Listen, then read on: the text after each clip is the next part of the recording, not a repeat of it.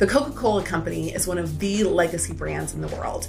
But what does building a brand tell us about a business model? And will that business model continue to be successful in a world that is constantly changing? Find out as we walk through this case study of Coca-Cola. The Coca-Cola Company, they're one of the most storied brands in the world. And after it began in 1892, the Coca-Cola Company has in many ways seen nothing but success.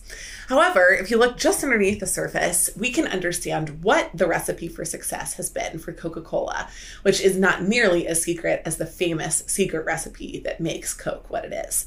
In addition, we can walk through some of the things that Coke has done strategically in the past to set them up to be the company that they are today, some of the pieces of their business model that are the non-negotiables, and what we think Coke will need to do to maintain its success and competitiveness in the future. Our focus today is on Coca-Cola, and because Coke has such a compelling product and a compelling brand, we can tell one thing about it. The brand and the brand story have driven some element of the success, but what part of the business model does branding impact? Coke gives us some real clues. The Coca-Cola Company began with the sale of a product, Coca-Cola, named after its two primary ingredients, coca leaves and the cola nuts. And Coca-Cola grew into more than just Coke with multiple different brands that they built or acquired. Coca-Cola acquired Minute Maid in 1960, and in 1982, they bought Columbia Pictures. The two of those seem like they're not similarly related, but what's the common link? Both of them are long and storied brands.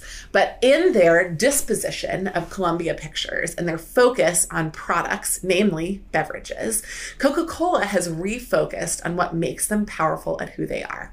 They take a product, they build a brand around it, and they mark up the product because of the brand. The success of Coke is driven by this common formula, and they have now applied it to multiple different acquisitions. In fact, they have purchased beyond Minute Maid other organizations such as the Odwalla brand of fruit juices, Barks in 1995, Fuse Beverage, the Honest Tea Company, Zico, a coconut water company, Monster Beverage, and in fact, one of their most recent acquisitions was the hipster brand Topo Chico, the Mexican sparkling water. Because of all of these different areas, Coke has done an incredible job of distributing and marking up these very low cost to produce products into something that are compelling products that people enjoy, repeat, and consume, and in fact differentiate against other brands because of. So the branding power of Coke has these two purposes. Number one, command a premium price. Number two, bring people back because of the brand story over and over again. Get them onto a product, get them to like it, know it, and have it feel familiar, and then have it repeat itself. And so those two things, good margins and high volumes, have been the recipe for success for Coke. So it makes sense that Coke would have divested of Columbia Pictures because Columbia Pictures, as a primarily fixed cost business, didn't have the same synergies, the same process, or the same recipe for success as its other brand promises have. Now that's what has made Coke what it is today. This recipe of build a product, build a story, build a following, charge a premium. But will Coke in the future be able to sustain this? We can get some clues by looking at Pepsi. In the mid 20th century, Coke had over 60% of the market share in the US. But when Pepsi entered the market, that began to erode. Pepsi follows a very similar formula, but the formula for Pepsi is different because they don't just use it on beverages, they use it on snack products too, which they went into in a big way when they acquired Frito-Lay. So similar process for Pepsi, but in many ways larger scale because they have two categories that they're working across. The Coca-Cola Company in the last couple of years has faced challenges because of this growth of Pepsi, the Pepsi brand, and the Pepsi increase in its influence, especially in international markets. And we can see that by taking a look at their financial statements. One of the big things that we see about Coke is that from 2017 to 2018 to 2019, we have nearly stagnant revenue. 36.2 billion in 2017, 34.3 in 2018, and then 37.3 in 2019. And that growth is really nothing to write home about in the kind of industries that Coke is playing in.